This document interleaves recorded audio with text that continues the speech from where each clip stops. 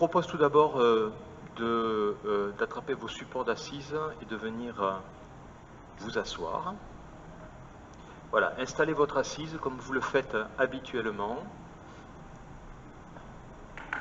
N'attendez pas forcément que je vous guide. Voilà, installez-vous comme vous savez le faire.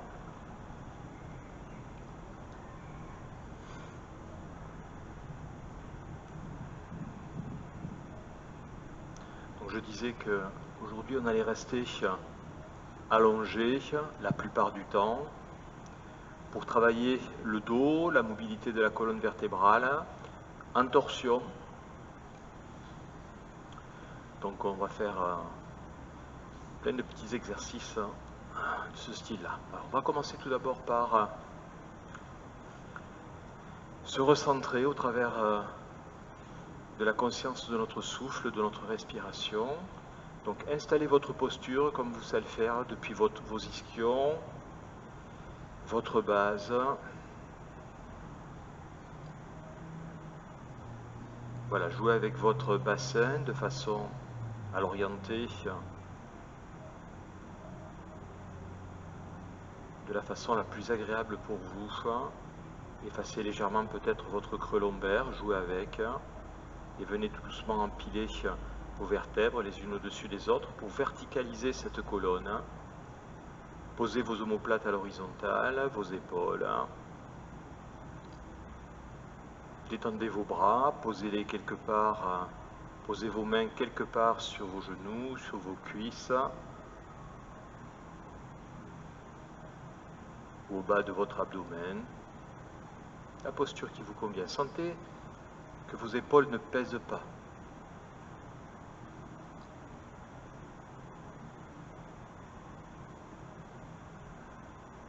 Alignez votre nuque à cette colonne. N'hésitez pas à ouvrir aussi vos épaules en les dégageant légèrement vers l'arrière pour donner plus de place, plus d'amplitude à votre thorax, à vos poumons. Terminez votre petit cheminement en venant détendre et relâcher chacune des petites parties de votre visage. Depuis votre langue à l'intérieur de la bouche, relâchez vos mâchoires, détendez vos lèvres, vos joues, vos paupières. Prenez conscience de vos yeux sous les paupières. Détendez vos sourcils et lissez tout votre front.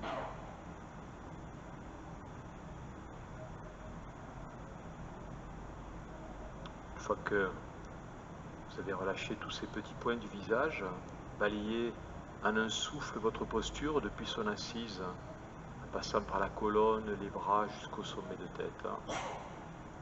Et venez pendant quelques instants retrouver votre souffle. Regardez où il se présente, dans quelle partie de votre corps. Essayez, comme vous le faites habituellement, de ne pas trop intervenir sur ce souffle.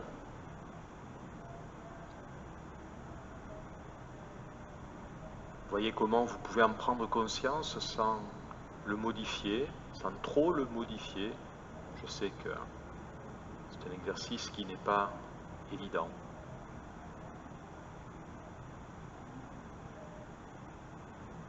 Et déplacez-le tout doucement dans votre première zone respiratoire abdominale. Là, utilisez cette observation pour délimiter cette zone respiratoire. Tout doucement, mieux identifier les deux temps majeurs de votre souffle dans cette zone. L'inspire, l'expire.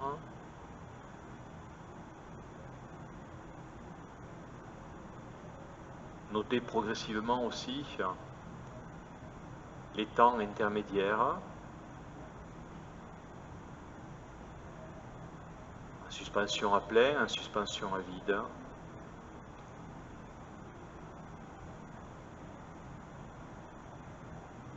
Et tout doucement, progressivement, venez prendre la main sur cette respiration en augmentant légèrement à chaque cycle les inspirations, les expirations, peut-être en gardant des temps de suspension un petit peu plus longs, mais tout léger. À chaque cycle, vous allez un tout petit peu plus loin, mais pas trop. Ne cherchez pas à aller dans quelque chose qui pourrait être votre maximum au niveau du souffle, mais utilisez chaque cycle respiratoire pour identifier les 4 temps et augmenter un petit peu votre amplitude, tant dans l'inspire que dans l'expire, que dans les suspensions. Mais tout ça doit être léger et très progressif. Toujours focalisé dans cette zone abdominale. Vous avez plein de petits points d'attention, à la fois ce travail d'observation dans vos 4 temps respiratoires, à maintenir cette respiration dans votre première zone abdominale et à augmenter tout doucement et progressivement les cycles en termes d'amplitude.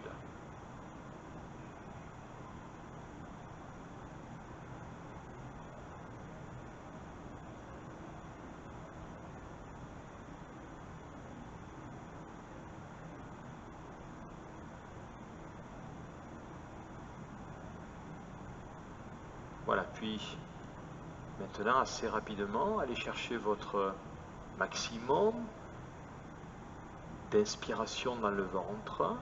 Maintenez assez longtemps votre suspension poumon plein et laissez revenir tranquillement l'expiration. Voilà, vous faites un premier passage comme ça, vous testez un petit peu, vous voyez ce dont vous êtes capable, et puis vous repartirez une deuxième fois en accentuant encore plus, en allant chercher plus loin que ce que vous venez de faire. Donc comptez dans votre tête éventuellement combien de temps vous remplissez cette zone respiratoire, combien de temps vous maintenez en suspension poumon plein, tout en sachant que l'expiration sera libre, vous pourrez libérer tout ça tranquillement, sans effort. Et le temps que vous allez compter dans l'inspiration, dans le ventre et dans la suspension, vous essaierez de retrouver le même quand on passera à l'étage thoracique et sous-claviculaire.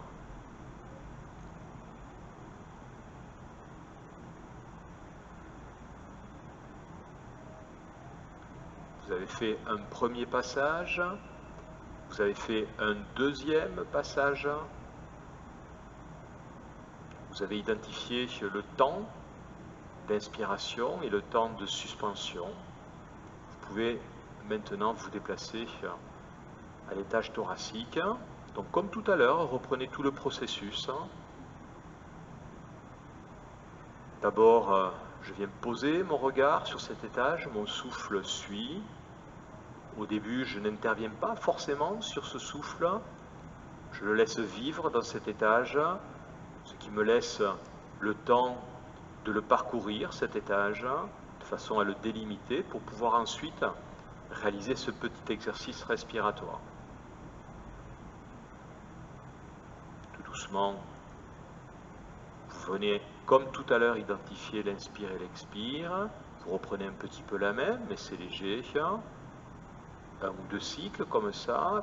Tout doucement viennent apparaître les suspensions poumon plein, puis les suspensions poumon vide.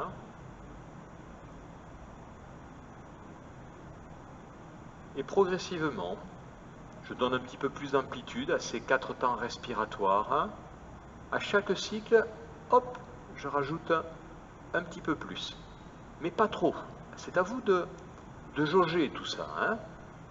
On n'est pas dans une performance respiratoire. On est dans une capacité à jouer avec ce souffle, à venir tout doucement l'augmenter, sentir dans cette zone thoracique comment progressivement le grille costal se mobilise, comment les poumons prennent leur place là-dessous. Il y a tout ça à observer. Donc pas de précipitation. À garder son esprit et son mental et son regard intérieur focalisé sur cette zone intermédiaire thoracique. On ne respire pas ailleurs.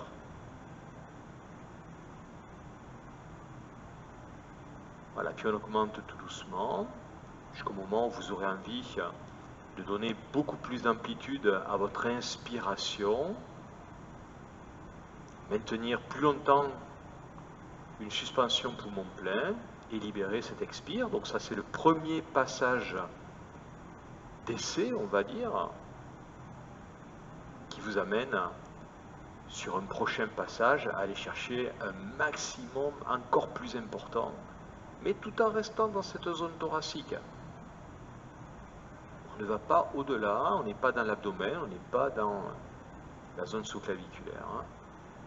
Voilà, et rappelez-vous, l'inspiration, il faudrait essayer qu'elle soit équivalente à celle que vous avez pratiquée dans le ventre, en termes d'amplitude maximum.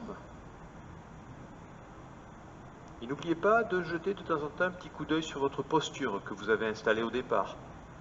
Parce que souvent on est tellement concentré sur son exercice respiratoire qu'on ne s'occupe plus de la posture, donc elle se contracte ou elle se relâche complètement, donc de temps en temps un petit coup d'œil. Et vous laisserez glisser votre regard un petit peu plus haut dans votre zone sous-claviculaire. Comme précédemment, installez là ce regard, laissez vivre votre souffle tout doucement, le temps de faire le tour de cette zone, et progressivement amener plus d'attention, plus de conscience dans ces 4 temps respiratoires, en commençant par l'inspiration, l'expiration.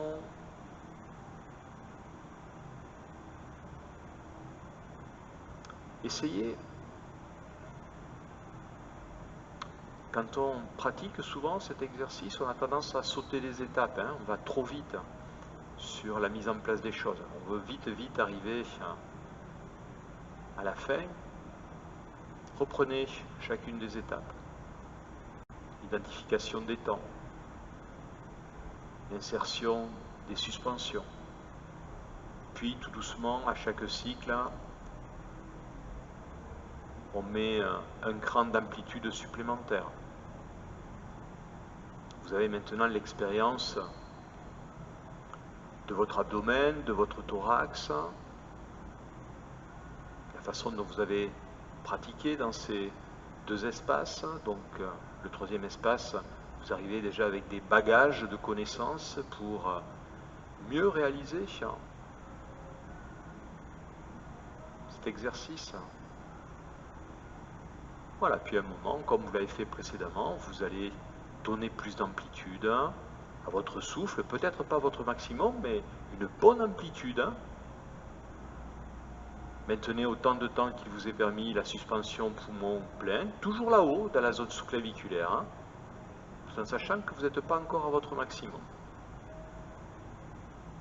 Ce sera le prochain passage dans lequel vous allez explorer votre maximum d'amplitude dans cette zone sous-claviculaire.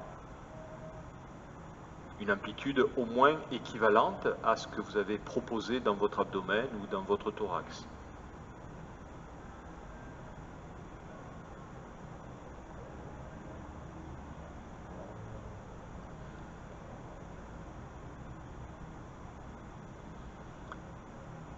Voilà, puis une fois que vous aurez testé ce maximum d'amplitude, là-haut, vous reviendrez dans votre abdomen.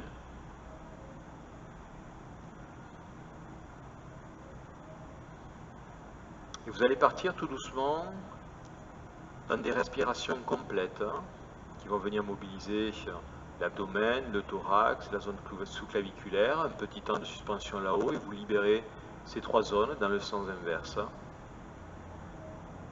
Mettez en place tout doucement ce petit cheminement de respiration complète sans rien forcer, juste pour dégrossir, pour retrouver le sens de remplissage et le sens pour vider. Et comme vous l'avez fait précédemment, tout doucement, par petites touches, augmentez l'amplitude en essayant cette fois-ci de répartir votre souffle dans ces trois espaces. Il n'y en a pas un qui profite plus que l'autre. Lorsque je décide d'inspirer, j'en mets autant dans la zone abdominale que thoracique que sous-claviculaire. Je maintiens mon petit temps de suspension là-haut. Je vide de la même façon, de façon équilibrée. Je ne vide pas tout dans la zone supérieure. Hop, j'essaie de répartir et de sentir que tout se vide progressivement et de façon équilibrée. À chaque cycle, j'essaie d'augmenter un petit peu plus cette amplitude en remplissant chaque espace d'un petit peu plus de souffle. Peut-être que j'essaie de maintenir aussi une suspension un peu plus importante là-haut et en bas, dans la suspension à vide.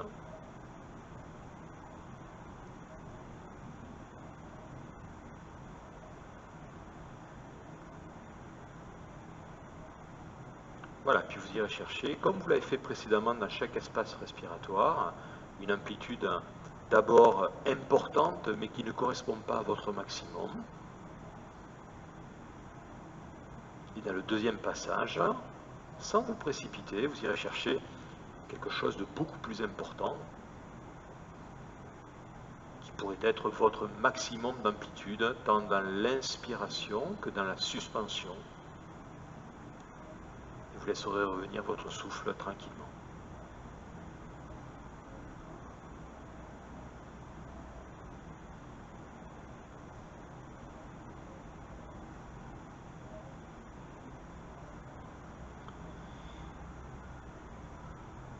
Finissez tranquillement, prenez votre temps et quand vous serez arrivé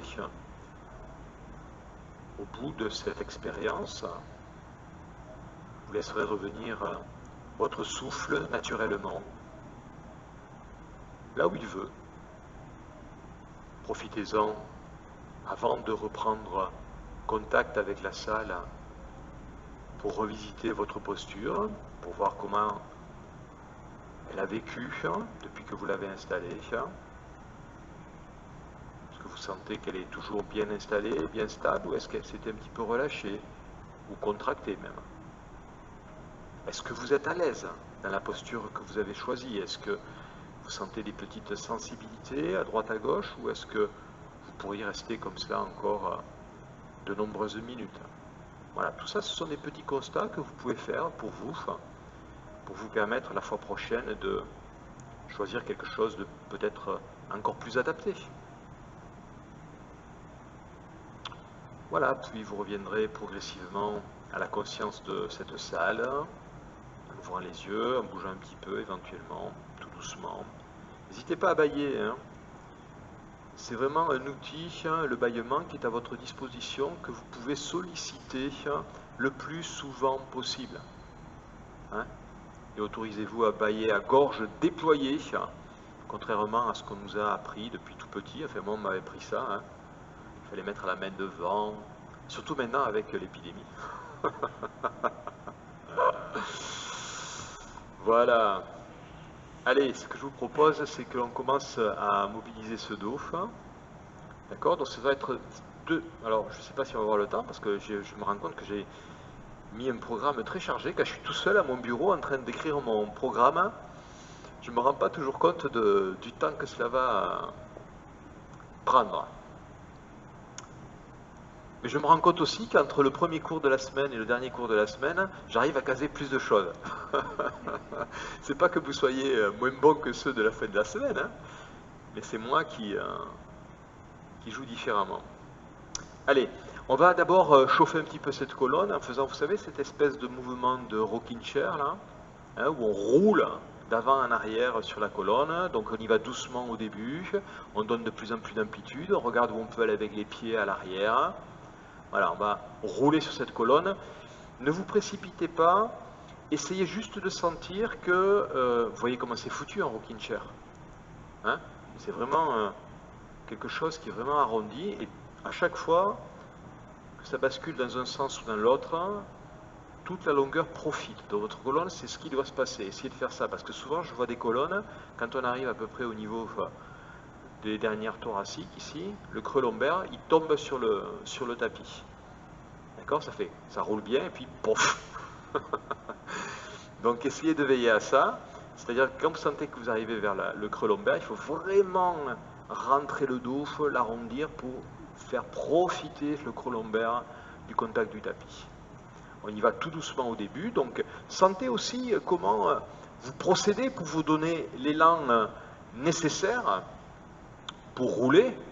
On prend un petit peu d'élan, hop, voilà, on revient, on pose, on arrondit, on va jusque relâcher sa tête, puis on prend de l'élan, hop, on va en arrière, quand on revient, on sent que tout le dos profite jusqu'au bout.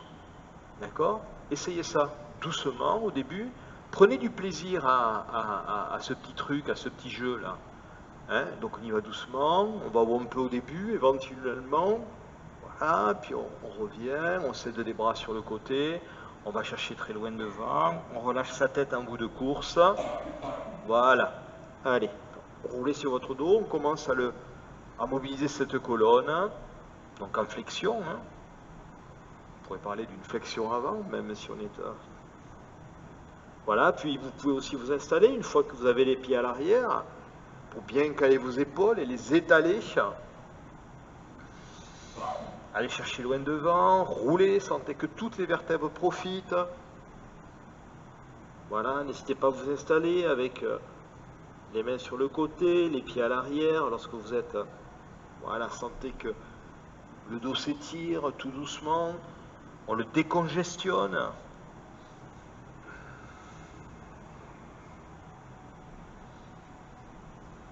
Voilà, soyez présents à ce que vous êtes en train de faire.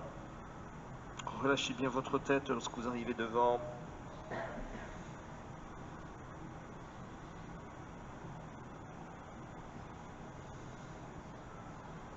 Et allez chercher loin devant. Sentez l'étirement dans le bas du dos.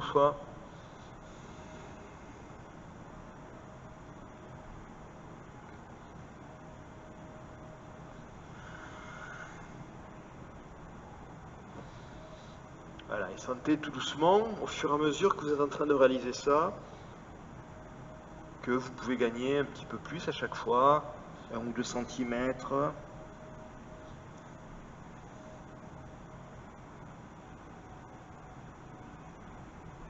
Voilà, puis vous arrêterez. On va rester allongé, donc si vous avez besoin de vous couvrir, vous le faites. Une couverture, je ne sais pas si ça va vous être utile, on va bouger un petit peu quand même. Mais mettez un petit quelque chose dessus.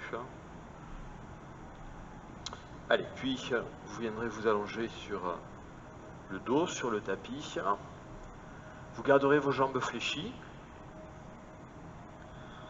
Et vous viendrez mettre vos bras dans le prolongement de vos épaules en croix.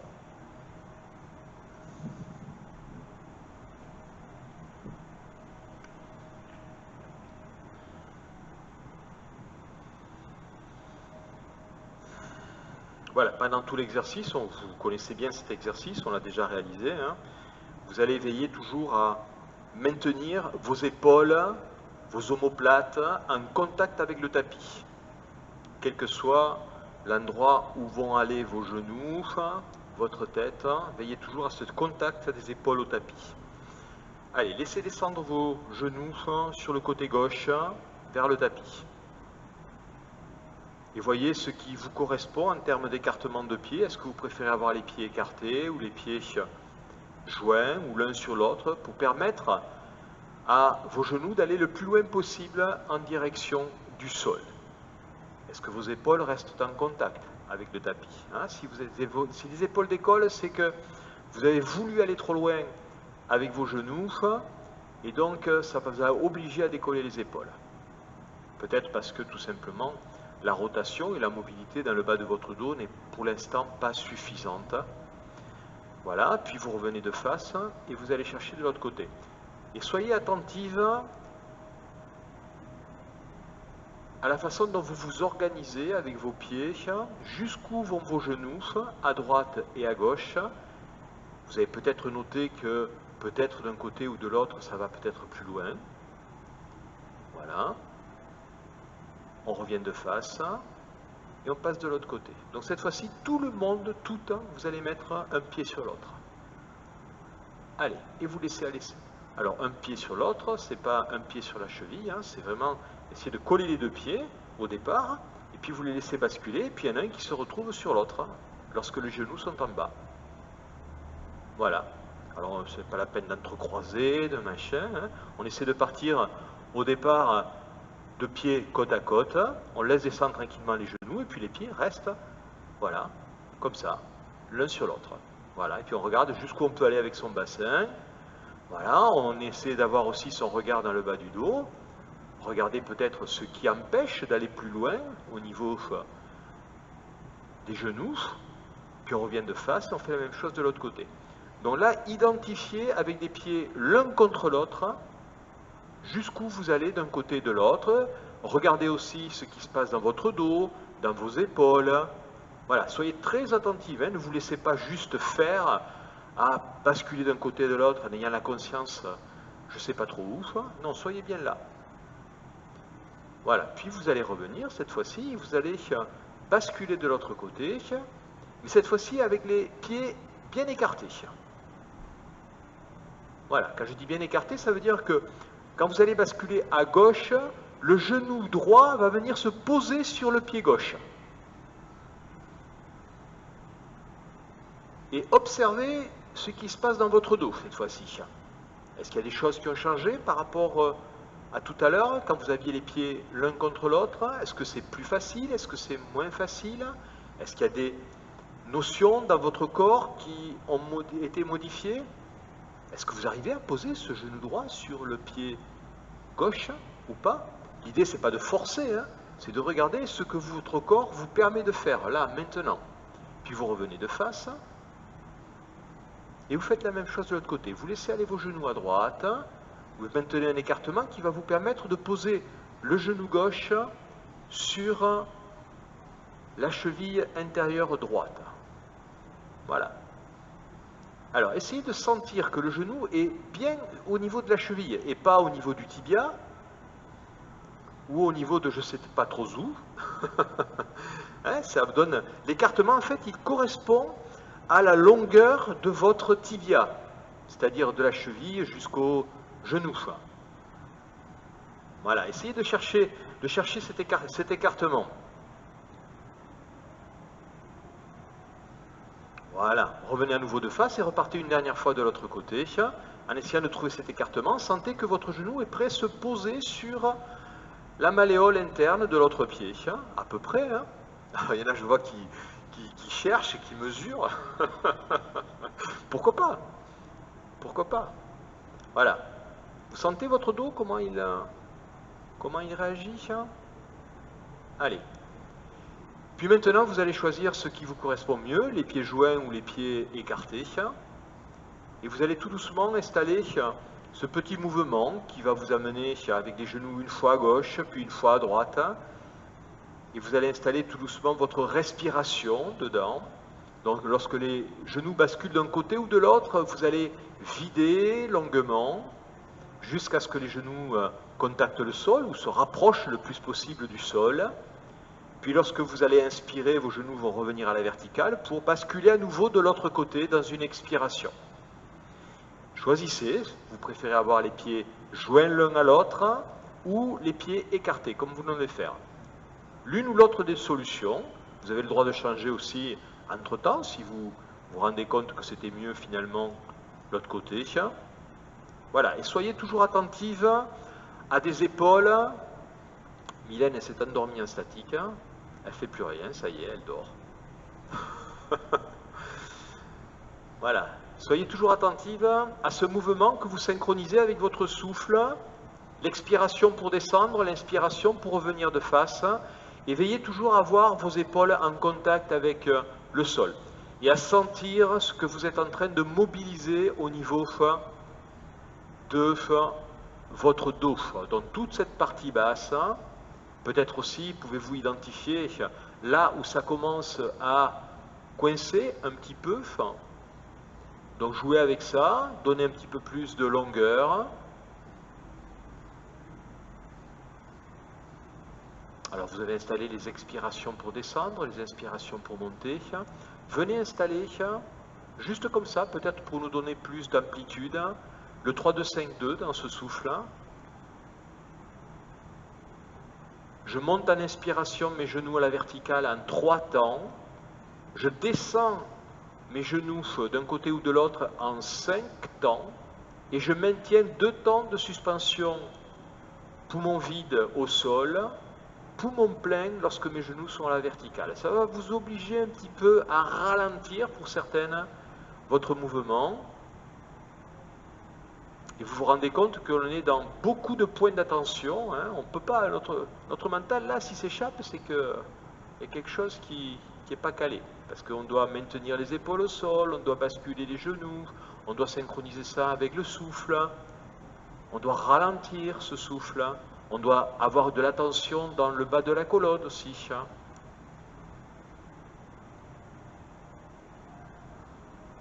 Allez, pour toutes, vous faites un dernier aller-retour. Vous êtes d'un côté, vous remettez les pieds, les genoux à la verticale, vous basculez à nouveau de l'autre côté, puis vous revenez de face. Et pour l'instant, on va se caler là.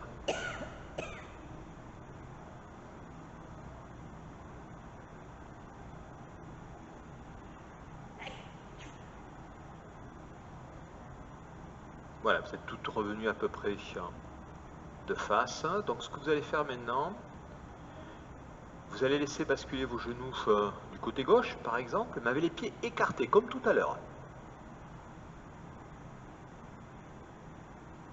Allez, Jacqueline, les pieds écartés. Le genou droit va venir se poser quasiment sur la malléole interne gauche. Voilà, ou du moins dans ce sens-là. Et là, tout doucement, tout en veillant à garder les épaules plaquées au tapis, vous allez avec votre pied droit glisser pour venir d'abord contacter le pied gauche. Allez-y, doucement. Oh!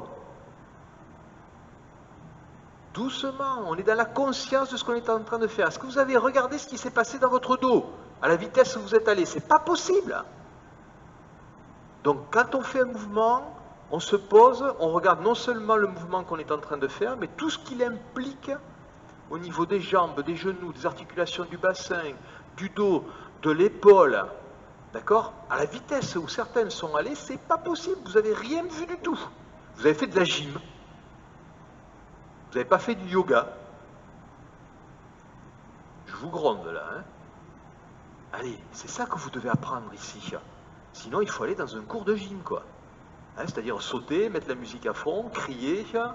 Voilà. Non, là, on est là à être attentif à ce que notre corps nous propose. Qu'est-ce que vous faites gronder ce matin? Allez, avec ce pied qui est arrivé près du pied gauche, vous allez faire tout le tour. Vous allez aller à votre talon droit, vous allez aller le faire glisser au sol, passer devant les orteils gauche, pour remonter le long du cou de pied gauche, tout doucement. Et on regarde ce qui se passe dans le dos quand on fait ça. Puis le long du tibia, ça remonte vers le genou. Le talon droit est au sol, Jacqueline. Le talon droit fait le tour, il est passé au sol.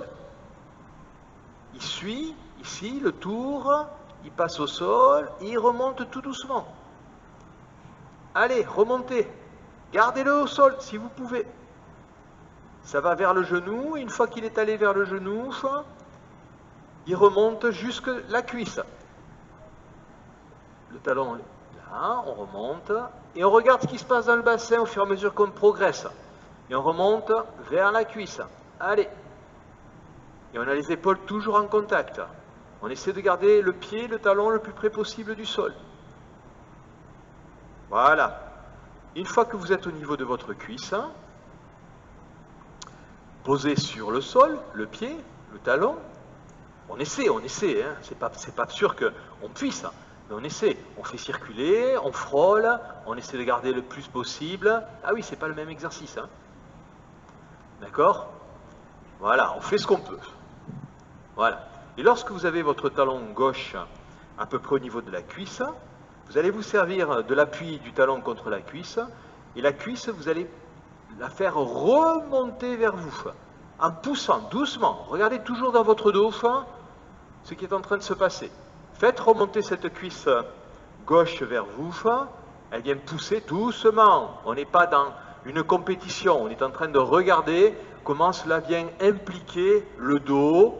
Est-ce que mes épaules sont toujours en contact? Et je regarde jusqu'où, doucement je glisse, jusqu'où je peux amener ça en regardant ce qui se passe dans mon dos. Doucement. Voilà. Puis, vous reviendrez avec votre talon droit, glisser à nouveau le long du genou. Alors là, je ne sais plus ce qui s'est passé. C'est parti. Voilà. Quand je dis remonter, tu fais glisser au sol et tu pousses. Hein, comme ça. Voilà. Allez, vous revenez. Le chemin inverse avec votre talon. Vous essayez de garder le contact avec la jambe gauche, tout en gardant le pied proche du sol. Marie-Paul, j'ai vu que tu as fait plein de trucs bizarres. Je te surveille la prochaine fois. Allez, vous êtes revenus de face. Voilà, revenez avec vos genoux. Voilà, regardez votre dos. Donc, il a travaillé là. Hein. Voilà, Mylène essaie de te recentrer sur le tapis. Tu es parti de traviole là. C'est intéressant parce que c'est bien, parce que vous êtes tellement concentré dans ce que vous faites que finalement, hop. Donc là, c'est l'occasion de retrouver le contact du tapis, voir si on sent qu'on est recentré. Donc pour ça, vous avez tout un tas de repères à votre disposition. Le contact de vos pieds, de vos épaules, de vos mains. Voilà. On fait ça de l'autre côté. Laissez basculer vos genoux de l'autre côté, en gardant cet écartement qui va vous permettre de poser le genou gauche sur la malléole interne du pied droit, dans un premier temps. Veillez à ce que les épaules restent en contact avec le tapis. Voilà, et puis observez comment votre bassin s'est positionné, comment il a entraîné le bas de votre dos. Qu'est-ce que vous sentez dans ce bas du dos? Est-ce que vous vous rappelez ce que vous avez senti quand vous étiez de l'autre côté? Est-ce que c'est plus agréable, plus facile ou pas? Voilà. Et on est vraiment dans cette attention. On est en train de bouger le corps pour voir comment il réagit, pour voir ce qu'il nous propose, pour voir là où on peut aller. Voilà. Puis tout doucement, vous allez rapprocher ce pied gauche du pied droit. Et tout en essayant de maintenir ce pied gauche en contact avec le tapis, vous allez faire le tour du pied droit dans un premier temps, passer devant les orteils, on essaie, si on peut, je ne sais pas si c'est possible, pour certains, mais de garder, déjà on se relâche là, pourquoi c'est tout crispé tout ça là? Allez, voilà, on passe devant, on essaie de garder le contact doucement, voilà, et on frôle, on remonte le long du tibia, en gardant le contact peut-être du talon au sol, et on regarde comment ça se passe au niveau du bassin. Peut-être qu'une réorganisation au niveau du bassin, peut-être lâcher au niveau du bassin va vous permettre de gagner des petits centimètres. Voilà. On essaie de gagner, on fait le tour du genou et on amène ce pied sur le dessus de la cuisse. Voilà, là où on peut, pas forcément très loin. On essaie, hop, c'est possible, Mylène, hop, non, c'est dur. Là, voilà. Voilà, une fois qu'on est là, on veille à garder les épaules au sol, on regarde ce qui se passe dans le dos, et tout doucement, on fait glisser la cuisse droite, et elle vient doucement et progressivement pousser le pied, ce qui accentue le travail dans le bas du dos. On voit jusqu'où on peut aller, on ne force rien, on voit ce qu'il est possible de faire, on veille toujours à garder les épaules en contact avec le sol. Voilà. On reste un petit peu, on respire, on parcourt son corps. Voilà, on n'hésite pas à utiliser son souffle pour permettre peut-être de libérer certaines choses qui se mettent en tension. Dans tous les cas, tout ce qui vous semble tendu, hein, tout ce qui vous semble limitant, d'accord, c'est que en fait, ça doit manquer un petit peu d'amplitude et de pratique dans cette zone-là. Hein, donc c'est intéressant de le noter, hein, pour vous. Et je peux vous garantir que la pratique de ces mobilisations, très régulièrement, ben là où vous sentez aujourd'hui des retenues, ben ça se libère, hein, tout doucement, avec le temps, mais il faut le mettre en œuvre régulièrement, c'est comme tout. Hein. Vous reviendrez tout doucement en faisant le chemin inverse avec votre pied gauche. Alors, je ne sais pas si c'est une idée, mais Jacqueline, j'ai l'impression que tu étais beaucoup plus à l'aise de ce côté, ou alors que tu as mieux perçu l'exercice. Je ne sais pas. Allez, revenez de face, à nouveau. Voilà.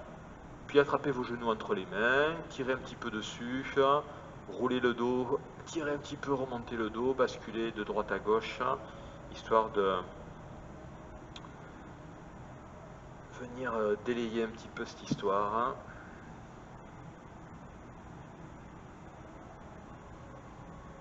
Voilà, puis vous reposerez à nouveau vos pieds au sol. Écartez à nouveau vos bras dans le prolongement de vos épaules. Voilà, les bras en croix dans le prolongement des épaules, paume de main vers le haut. Donc on est venu s'attarder sur le bas du dos, le bassin, toutes ces articulations. On va mobiliser l'autre extrémité, la colonne cervicale. Venez tout doucement basculer votre tête une fois à droite. Enfin, basculez-la à droite ou à gauche.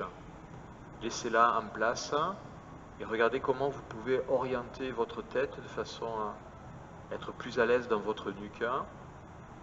Voilà, puis vous la ramènerez de face et vous basculerez de l'autre côté. Voyez comment vous allez pouvoir vous organiser avec le contact de votre cuir chevelu au tapis pour ne pas frotter avec votre tête sur le tapis, mais pour rouler. Allez, regardez comment vous pouvez faire ça. Basculer la tête d'un côté, puis de l'autre. Donc on va tout doucement, hein, on est très attentif, on déroule. On regarde comment on peut rouler sur l'arrière de la tête, sur l'arrondi de la tête. J'allais dire en évitant de frotter la tête sur le tapis. Voilà, donc ça doit dépendre certainement d'une orientation de tête. Hein, vous avez un petit arrondi derrière, vous roulez dessus. Voilà, trouvez quelque chose qui soit agréable. Vous repassez par la verticale à chaque fois, le visage de face. Voilà, et puis pendant que vous êtes en train de faire ce mouvement de tête de droite à gauche, léger, hein.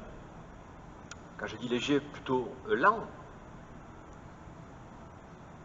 Sentez dans quelle amplitude vous pouvez amener votre tête à droite, votre tête à gauche.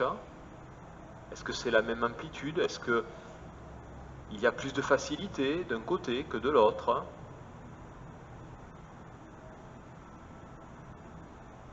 Est-ce que vous entendez des petites choses cracouiller dans votre nuque?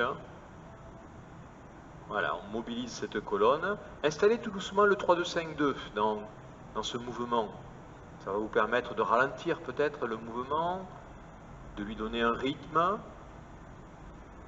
5 temps pour basculer la tête d'un côté. 2 temps, je la maintiens basculée. 3 temps, je la ramène de face. 2 temps, je maintiens ma tête dans l'axe.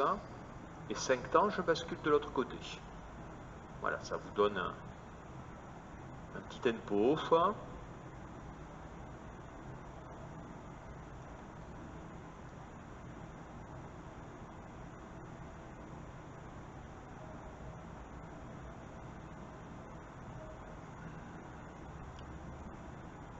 Tout en maintenant ce tempo, additionnez vos genoux qui partent à l'opposé de votre tête.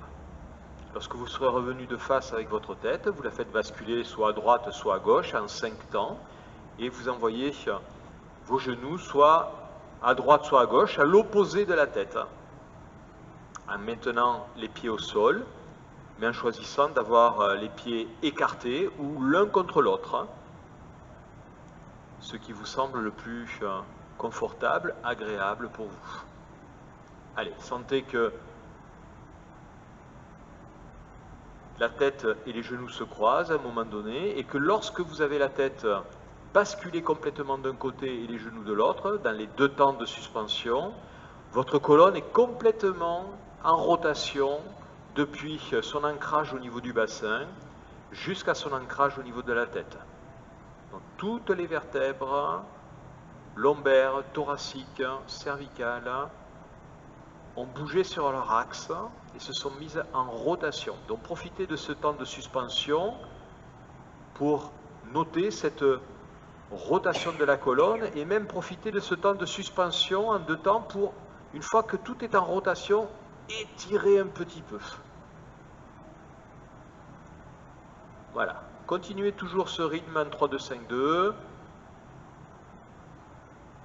3 temps d'inspire pour venir à la verticale, 5 temps d'expire pour basculer d'un côté ou de l'autre, la tête et les genoux simultanément à l'opposé. Profitez des 2 temps de suspension lorsque les genoux sont à la verticale pour sentir que la colonne est complètement axée, et profitez des temps en suspension à vide pour noter que votre colonne est complètement posée en rotation, chaque vertèbre, depuis le bassin jusqu'à l'ancrage au niveau de votre tête, et profitez de ces 2 temps pour étirer peut-être un petit peu cette colonne quand elle est complètement en rotation.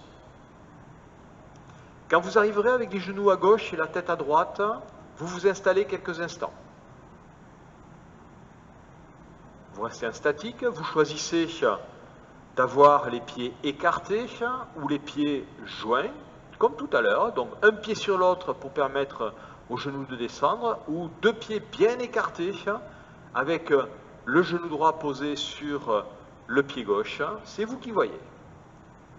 Choisissez ce qui vous convient le mieux là pour l'instant. Vérifiez que vos épaules sont toutes les deux en contact avec le sol. Organisez votre tête dans son orientation pour aider à une bonne rotation de la colonne cervicale. Là, vous êtes dans une installation d'une colonne complètement en rotation depuis le bas jusqu'à votre colonne. Donc, respirez dans cette colonne, respirez dans les zones de votre corps qui vous semblent limiter la descente des genoux vers le sol, peut-être dans le bassin, peut-être dans le bas du dos.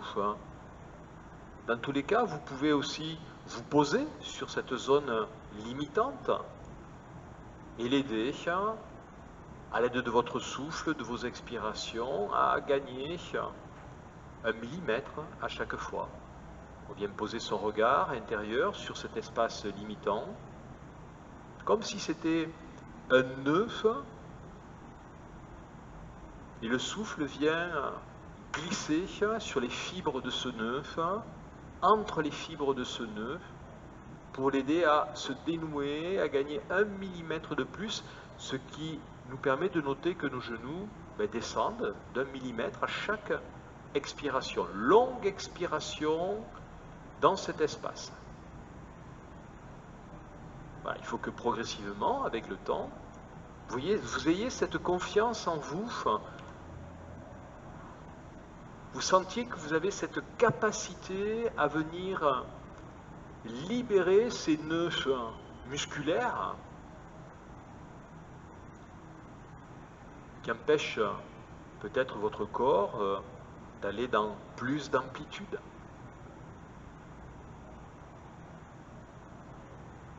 Croyez-le, parce que c'est vraiment réel, je vous l'assure. Vous avez cette capacité-là, avec votre souffle, de venir donner plus de longueur, plus d'amplitude à vos mouvements, à vos gestes.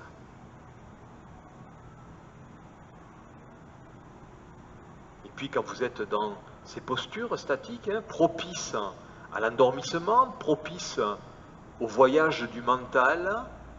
Soyez toujours dans cette attention, cette vigilance du mental. Et à chaque fois, notez si vous êtes là en train de réaliser toujours l'exercice de façon attentionnée ou si votre mental s'est échappé. Si c'est le cas, vous le rattrapez, vous le ramenez à l'exercice. C'est en soi un excellent exercice aussi d'attention. Lorsqu'on parle de pleine conscience, de méditation de pleine conscience, vous êtes dans une attention. Vous êtes déjà dans de la pleine conscience et vous avez plein de points à observer dans vos épaules, dans votre dos, dans votre souffle. Allez, puis tout doucement, quand vous sentirez que c'est bon pour vous, délicatement, vous revenez de face avec vos genoux, votre tête. Vous restez quelques secondes de face. Regardez comment votre dos réagit aussi, il a été sollicité là. Et vous basculez de l'autre côté, tranquillement. Vos genoux, votre tête à l'opposé. Choisissez d'avoir des pieds écartés ou des pieds joints. Regardez aussi peut-être la distance que vous mettez entre vos talons et vos fesses. Et il faut que vous jouiez avec tout ça. Moi je vous fais des propositions, mais vous devez toujours être attentive à du confort, à une organisation de votre corps dans la proposition. Voilà, et puis là on s'installe. Allez, alors on vérifie que les épaules soient en contact. On vérifie qu'il y a du lâcher au niveau des genoux. On regarde si on ne peut pas lâcher un petit peu plus au niveau du bassin pour permettre d'aller plus loin. Voilà. On regarde après du côté de la nuque, l'orientation de la tête pour permettre une bascule suffisamment intéressante. Voilà, on prend conscience de tout son dos, depuis l'ancrage des vertèbres au niveau du bassin jusqu'au niveau de la tête. On essaie d'imaginer comment chacune s'est mise en rotation pour permettre cette longueur. Est-ce qu'on a la possibilité de venir détasser un petit peu dans cette rotation, cette colonne ? Comment on peut s'y prendre, comment on peut s'organiser au niveau de la tête, au niveau du bassin pour étirer dans la rotation. Voilà, puis une fois que l'on a ça, on essaie d'identifier quelle partie du corps on pourrait être amené à détendre, à relâcher sans grand effort, peut-être dans les épaules, dans les bras, dans les mains, des points du visage, peut-être du côté des jambes, des orteils. Voilà, une fois que j'ai libéré toutes ces petites éventuelles tensions que j'aurais pu mettre, je viens m'attarder maintenant sur la zone de mon corps qui peut-être freine la descente de mes genoux vers le tapis. Quelle est la zone de mon corps que je peux identifier qui retient ces genoux, qui retient cette rotation pour qu'elle soit complète? Je peux m'y installer dedans, je peux poser mon souffle et expiration, après expiration, je peux m'amuser à imaginer qu'il y a un nœud là, quelque part, et que mon souffle vient s'infiltrer dans chacune des fibres de ce nœud, et qu'à chacune de mes expirations, eh bien, ça me permet de, lâcher d'un petit millimètre mes genoux vers le sol. Et je le sens, que chacune de mes expirations, longue expire posée dans cet espace-là, je sens que mes genoux gagnent 1 millimètre de plus vers le sol. Je ne force pas. Soyez dans quelque chose où on ne force pas pour amener les genoux vers le sol, mais l'expiration permet de libérer plutôt.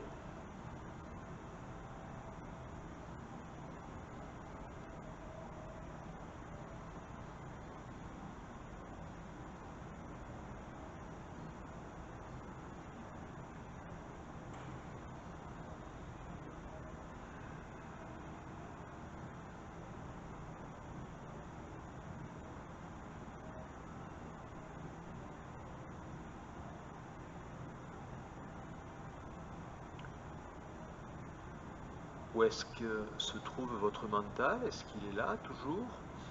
Ou est-ce qu'il a profité de votre inattention pour glisser ailleurs?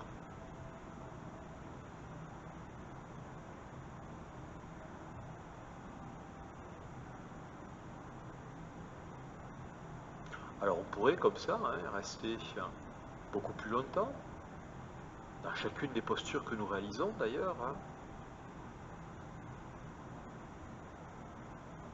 Mais quand vous serez prête, eh bien tout doucement, délicatement, vous choisirez de revenir, soit d'abord avec les genoux, soit avec la tête, ce qui vous paraît le plus adapté pour vous. Et donc vous allez revenir de face. Vous allez en profiter pour rattraper vos genoux aussi. Percer le bas de votre dos, par exemple. Venir tirer aussi sur vos genoux en expirant pour allonger cette colonne. Voilà, faites ce qui vous paraît adapté pour retrouver une longueur de colonne. Voilà, puis on va terminer en repartant dans ce petit rocking chair pour aller chercher un peu de longueur et rouler sur cette colonne à nouveau. Donc tout doucement, revenez vous asseoir sur l'avant, prenez un petit peu d'élan et faites rouler à nouveau cette colonne, tout doucement, progressivement, d'avant en arrière.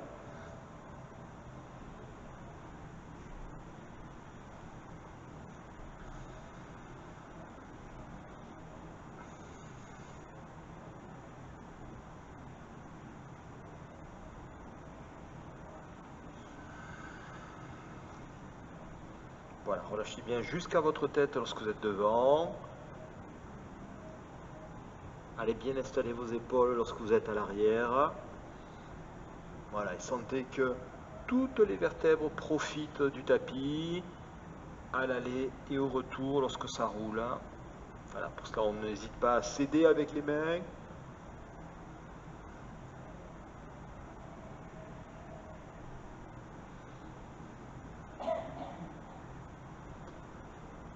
Bien. Puis je vous propose de rester allongé sur le dos, de finir de vous couvrir. Effectivement, j'ai été très gourmand dans ma préparation. J'avais un autre petit exercice à vous proposer, mais ça va être compliqué. Pas compliqué, mais on peut avoir le temps. Allez, retrouvez votre dos posé confortablement sur le sol. N'hésitez pas à vous mettre une petite couverture. On va rester quelques instants sur le sol, donc soyez confortable, au chaud. Voilà, puis dès que vous vous installez comme ça sur le sol, vous savez ce que vous avez à faire. À retrouver la façon dont vous avez déposé. Jacqueline a besoin d'un assistant, donc voilà. Ça va Marie-Paul, tu t'en sors? Bon. Je suis là pour ça aussi, pour vous aider à vous border. Bon, ça y est, vous êtes bordés tout, Allez, commençons à installer vos pieds, l'écartement que vous avez choisi, la détente de ses pieds, de ses jambes. Certaines choisiront de les garder allongés, d'autres fléchissent, et à votre convenance, en fonction de ce que vous ressentez dans votre dos, de l'envie que vous avez. Soyez toujours attentive à ça, à ce qui est le plus confortable pour vous, le plus agréable, et cherchez des choses différentes peut-être d'une fois sur l'autre. Voilà, regardez comment votre bassin est déposé sur le tapis. Et puis si vous avez choisi d'avoir les jambes allongées, que vous vous rendez compte que finalement ce serait peut-être mieux de les avoir pliées pour mettre plus en contact le bas du dos au sol, ben vous le faites. Il y a pas de, on n'est pas figé dans une posture. Voilà, comment est posé votre dos, comment est-ce que le tapis accueille vos omoplates, vos épaules, vos bras, vos coudes, vos mains, comment elles sont orientées, est-ce que au bout de ces mains, les doigts sont détendus, relâchés, est-ce que vous sentez la même chose à droite, à gauche? Comment avez-vous choisi de poser votre nuque? Le maintien du creux cervical ou plutôt une nuque un peu plus étirée en repositionnant votre tête? votre visage, comment il est, vos mâchoires, votre langue.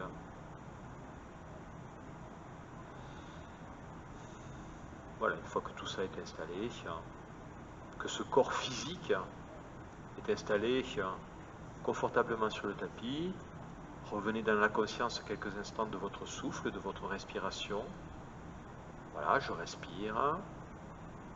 Hop, attention, là je suis en train de prendre la main sur mon souffle. Donc je sais que Eric, il m'a dit qu'il fallait que, dans un premier temps, je prenne conscience, mais que j'essaie de ne pas trop intervenir dessus. Et je joue systématiquement avec ça. Chaque fois que je reviens à cette conscience du souffle, je suis en train de m'étalonner pour voir ma capacité à prendre conscience du souffle sans intervenir, ou du moins en intervenant le moins possible dessus.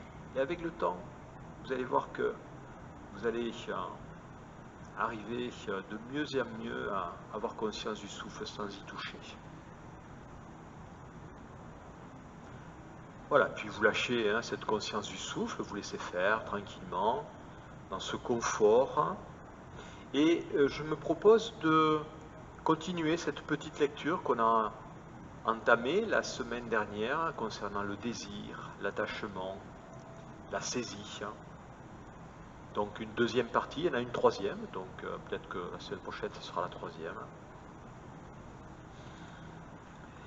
Voilà, je vous rappelle que la dernière fois, pour celles qui étaient là,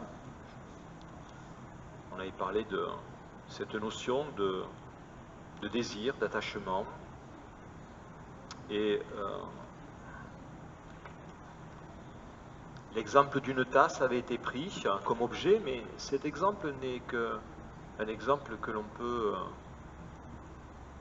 reporter sur tout un tas de choses qui nous environnent. Ça peut être un objet, ça peut être une personne proche, plus ou moins,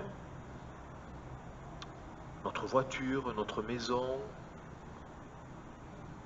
Voilà, donc, et peut-être que pour certains, par rapport à des choses que vous êtes en train de vivre actuellement, cela peut vous permettre de faire des liens. En tout cas, moi, je sais que c'est ce qui se passe pour moi.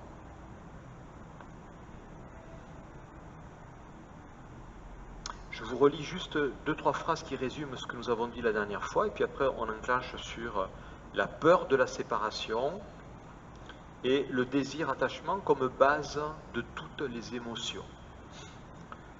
Donc juste la petite synthèse de la dernière fois, clôturée comme ça. Au début, c'était juste une petite saisie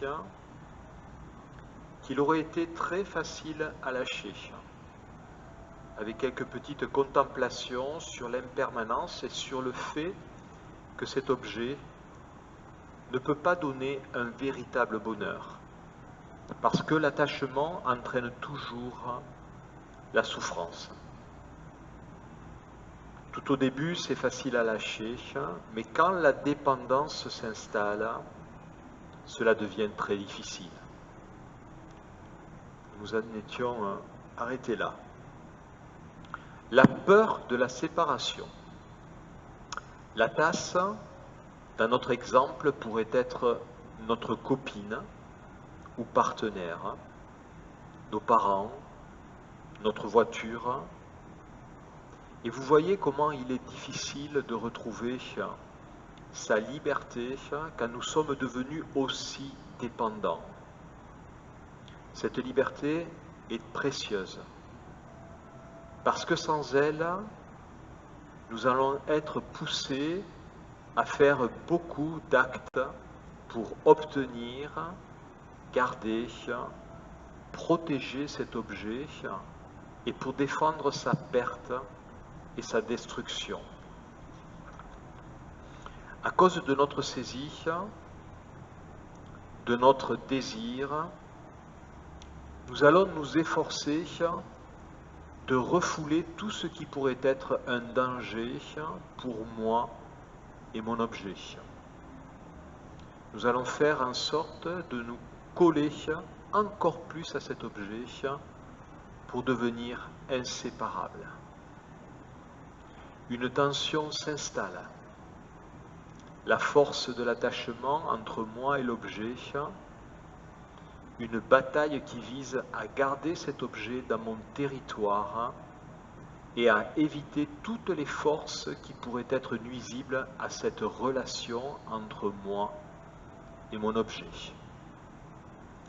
Il y a une peur qui s'installe, celle de perdre cet objet, d'en être séparé. Cela fait partie de la définition du désir. Le désir va avec la peur d'être séparé, parce que c'est déplaisant d'être séparé de son objet aimé.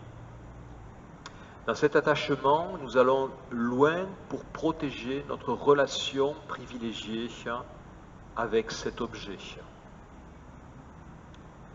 Nous allons développer une agressivité contre tout ce qui pourrait s'interposer entre nous et l'objet. Tout ce qui pourrait voler cet objet ou le détruire. Donc, nous allons commettre des actes violents au niveau du corps, de la parole et de l'esprit pour défendre notre objet et peut-être même pour détruire l'ennemi qui veut nous le prendre. Vous pouvez voir comment nous pouvons aller très, très loin dans l'agressivité à cause du désir. Le désir, attachement, comme base de toutes les émotions. Quand on regarde de près, on peut dire que toutes les peurs dépendent du désir. C'est-à-dire le désir d'obtenir quelque chose et la peur de ne pas l'avoir. On peut dire qu'un esprit agité, c'est le signe d'un désir, d'un attachement. Sans attachement, on ne peut pas avoir un esprit agité. L'agitation est le résultat d'un attachement à une pensée et ensuite à une autre. Il y a toujours de l'attachement dans un esprit agité. Il ne peut pas y avoir de colère, l'aversion sans le désir. Quand il y a colère, il doit y avoir le désir quelque part aussi. J'ai envie d'être tranquille, donc je suis en colère contre tous ceux qui me perturbent. J'ai envie d'être riche, donc je suis en colère contre ceux qui volent des objets. Là où il y a une colère, il y a toujours de l'autre côté un désir. On peut aussi dire qu'il n'y a pas d'orgueil sans désir. Qu'est-ce que l'orgueil finalement? On va le voir plus tard. Mais l'orgueil, c'est l'attachement à soi-même. L'objet de l'orgueil, c'est moi, ma renommée, ma réputation, mes qualités. C'est donc le désir, la fascination envers ce qu'on pense être une qualité en soi-même. Nos propres qualités deviennent un objet d'attachement. Et toutes les autres réactions, comportements de l'orgueil ne sont que la suite, la conséquence de cet attachement à soi-même. C'est pareil pour la jalousie, l'envie. Il n'y a pas de jalousie sans attachement à quelque chose. Il faut être attaché à un objet, à une qualité, à une idée. Nous pouvons être jaloux de quelqu'un qui a déjà obtenu cet objet, qui en a plus que nous, qui a une qualité que nous n'avons pas. Donc, il y a toujours l'attachement, le désir à la base de la jalousie.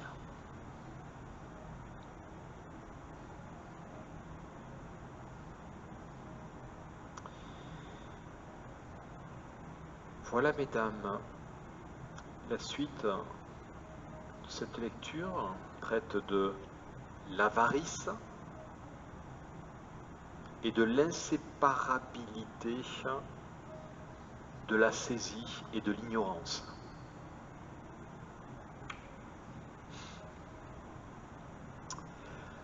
Voilà, nous en avons terminé pour aujourd'hui.